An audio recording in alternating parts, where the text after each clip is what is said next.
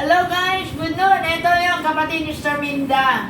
Nagpa-therapy din si Bong. Ay itong pinagbala to bunso ito ni Sir Baby. Nung bata pa, pogi talaga. Hanggang ngayon, pogi pa naman, no? The only thorn among the roses, yung mga anak ni Sir Baby. Ngayon po, nagpa-therapy dahil sabi niya na aksidente, balikat, balakang.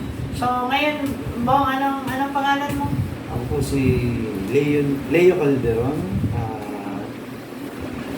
Nagpunta ako kay Sister Nick kasi medyo last week sinumpong yung balakang ko ng pananakit. Siguro dahil na naglalamig. Plus yung sa nangyari sa self-accident sa balikat ko, medyo naman sa timpo to. And daw, nakaramdam naman ako nakaginhawaan at maayos naman. So, babalik ako, Sister, niyantay mo. Yeah! Tapos na session na.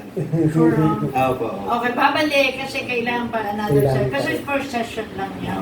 Okay, kaya salamat. Thank God you. bless us all. Thank you. God bless.